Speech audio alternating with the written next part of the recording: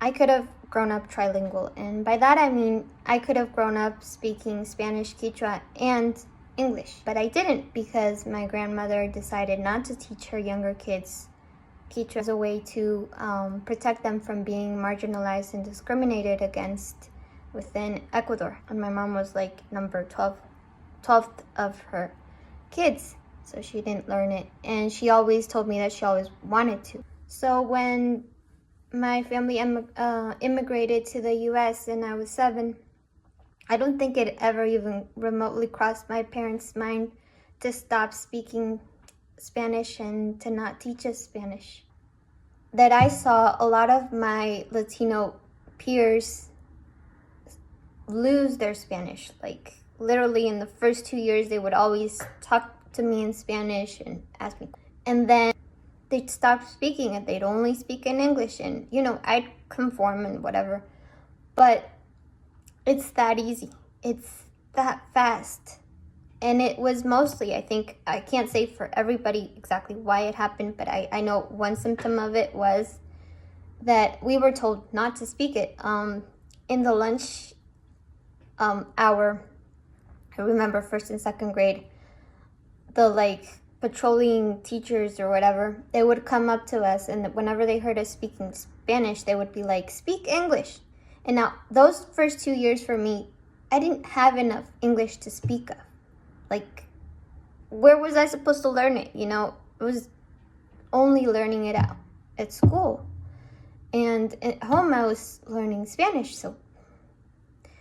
And to say that that is a violation of freedom of speech is an understatement. And it's also oppressive and discriminatory against kids that are just kind of figuring it out in the universe.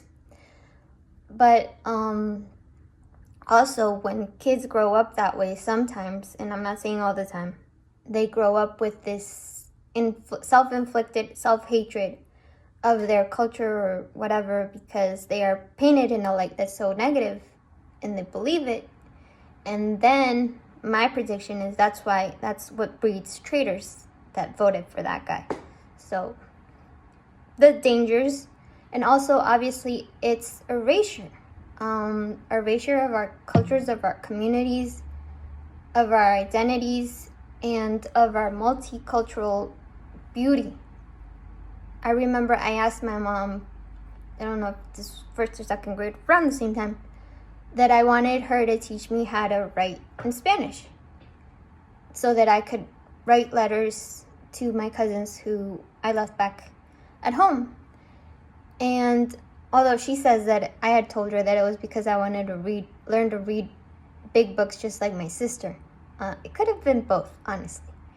But the thing is that I had a lot of luck in the fact that both of my parents were teachers, and I learned Spanish by a notion of osmosis and of asking a lot of questions, sticking my foot in my mouth a bunch of times, asking questions as to why something was funny or what something was, and not being afraid to ask those questions, because that's how we learn. My grandpa always says that, he knows so much about his country and his culture because he was so curious.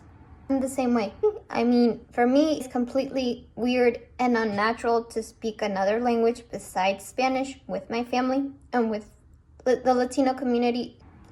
Today, I'm thankful for that, and also the fact that my dad completely annoyed me in the fact that he would always be correcting me and telling me, "No, don't speak Spanglish, that isn't the correct word," and blah, blah, blah. And he would tell me the word that I needed to use or whatever, and I would learn it. But I'm grateful now that I have, both languages firmly paralleled notion of both and knowledge of both, because I don't know how, but when I was 16, one of my teachers, my Spanish teachers, told me, you have a college level Spanish, and this was me at 16.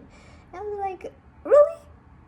Because I always thought I was a little not enough of this, not enough of, not Latina enough, not from here enough, and that always felt a little disorienting to me, so I didn't know my level until somebody else told me.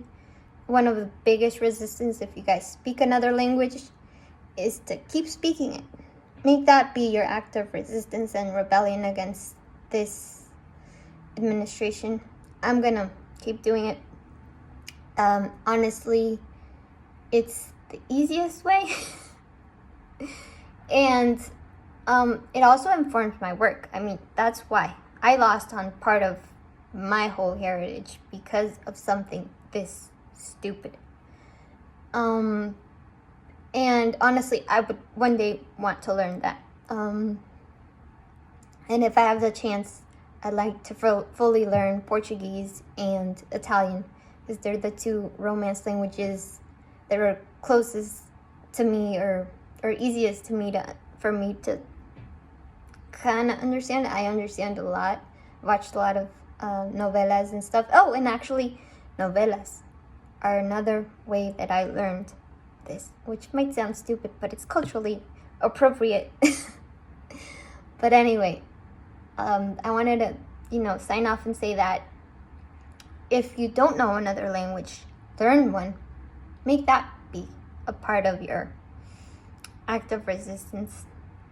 I think it's beautiful how much you can learn from other people.